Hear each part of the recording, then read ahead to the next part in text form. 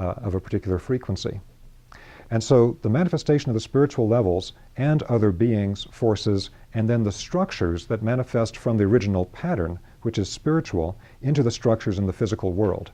So things that we're taught in sacred geometry about pure archetypal structure, like what the Greeks taught with the Platonic solids, the octahedron, dodecahedron, etc., they actually manifest as physical structures in things like the mineral realm. And you can see the stones that have that structure. But the key thing for the Rosicrucians is that these patterns, everything in the world comes directly from the One, from the mind of God. And then to be able to actually discern the different qualities and functions of things in the manifest world, including things like the different spiritual beings that everyone is connected to all the time, and to become conscious of those and how they affect us, there would be teachings hidden within geometric glyphs. Because again, the geometric glyph holds pure pattern information. It's a packed thought form from the mind of God of a pure pattern. So the tree of life holds a tremendous amount of embedded information. In some of our previous talks and workshops, some of you have been with us when we described the way that there are 22 paths connecting the 10 spheres on the tree of life. And those in the classical Kabbalah are described as being related to a pattern of 3, 7, and 12. We're not getting into that part of it tonight. It's tangential to what we're discussing. But just to hook it up for those of you that have been with us before, that's an aspect that's within the tree of life that actually shows us the coding pattern of anchors for energy in the human body, for the human consciousness within 3 points of the astral body, for the human life body within 7 points, and then for the human physical body within 12 locations. Just as in Chinese medicine, it's described there are 12 primary meridians. So these numbers are related to functions and the pattern from the mind of God. A huge amount is embedded in these, and different teachers can focus on completely different things from the same pattern, because it's holographic. It's like a jewel, and different facets have all these different things. So if we take a look at what we're looking at tonight, there's another pattern that's laid within the tree of life, which is that it has 3 different pillars inside of it. Now the 3 pillars have an interesting quality to them. On the left and the right hand pillars, which are sometimes referred to in the West as the pillars of mercy and severity, they don't go all the way up or all the way down. The only one that goes all the way up and all the way down is the central, or the middle pillar. And this is related to a very deep teaching of how to discern 3 different types of spiritual forces, or actually 3 different types of spiritual beings in the classical tradition. Now, unfortunately, this idea of discerning 3 different types of spiritual beings was primarily lost over time, so that in most external Western churches today, it's not taught anymore, unfortunately, because it was in the original tradition. And instead, things are presented only as like, there's the good spiritual beings and the bad spiritual beings. Well, the problem is, as we are created from the Godhead, the first movement from the one is into the two. It's like the first split of the egg in the mother's womb to be the 2 different parts that will then split to become the full manifest human being. So that split into 2 is actually taking the unified aspect of the Godhead, the one, and moving into 2 opposite polarities. In the Indian tradition, they talk about this being Shiva and Shakti, these archetypal yin and yang, masculine and feminine aspects. Now this is absolutely critical, because you can't say that one is good and one is bad. You can't have a purely polarized system and say that's good, that's bad. If we have male and female, which one's good and which one's bad? But this type of thinking infects everything in the Western world today, like our politics. Well, if this side is right, that side must be wrong, sort of thing. Everything is brought into this polarized dichotomy.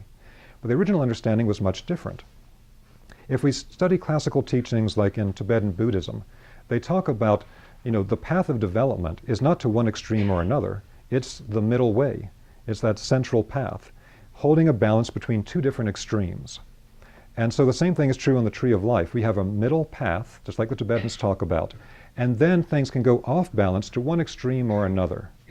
Do you want to be too hot or too cold? You don't want either, you want to be in the middle. But this applies to everything within spiritual development. So again, we could talk a lot about this, but I want to give you the direct application of it now as a building block toward the overall concept of Rosicrucian initiation. So one of the things that needs to be discerned with this concept of the Godhead creating the world and the different levels of manifest being that are referred to in the classical text is that there are beings that connect to the middle pillar. They go all the way up and all the way down. That means they connect to the highest levels of the Godhead, and they also connect all the way down to the level of the manifest creation. In the Western tradition, within esoteric Christianity, this is connected to the Christ or Christic beings, or within the monotheistic traditions of Judaism, Christianity, and Islam, they refer to them as Michaelic beings, because Michael is considered to be the highest of the archangels. And so one of the names that is attributed to the term Michael is that the name Mikael means who is as God. And so that idea that Mikael holds the quality of the Godhead, but reduced in scale to where it can be interacted with at an archangelic level. The meaning of this is that when we hold to the middle way, perfect balance in all polarities in life, then we're on the path that takes us all the way. But through free will, through the mysteries that are described in the book of Genesis and in the Kabbalah and many other traditions, where through the exercise of free will, we can choose to go off to one direction or the other and get off balance. The same thing is true for certain types of higher spiritual beings who actually have the spiritual task of being somewhat polarized and pulling us one direction or another. Now, the way that this got confused for the modern Western tradition is that some of the terms used in ancient times got to be confused together so they could no longer differentiate their meaning, which leads to a lot of confusion. So toward one hand, toward the left-hand pillar, you have spiritual beings that don't understand or really care for the physical world. They're not into that. The physical world is something that seems like a place of suffering. And many of the ancient traditions of the world were heavily influenced by these beings, with teachings of the physical world being an illusion, of the physical world being a place of suffering, get off the cycle of karma and reincarnation, etc. In the Western world, it was understood that these spiritual beings are advanced spiritual beings, more advanced than human beings. And they also have tremendous spiritual light. When one encounters them, one does not encounter a being of darkness. One encounters a being of tremendous light. And so the name given to the leader of this particular spiritual group was Lucifer, and these are Luciferic beings. Now, in most traditions today, this is completely confused because the term Lucifer is completely mixed up with the term Ha-Satan, or Satan, which is a dark being. And so all differentiation is lost. But the Luciferic beings were understood as beings of great spiritual light, but who do not completely understand physical reality or the process of human evolution in the physical world. To them, it seems like we're children being tortured in a place we don't need to be, so get off the cycle and go back to spirit. Again, this is a very deep topic, talking about the consciousness and activities of these beings, and it's made doubly difficult because there's so much baggage attached to the names today that are not part of the original tradition. But that basic idea here is that to one side, you can go, even with any human being, toward a type of spiritual development where you really focus on spirit, but your physical life goes straight to hell.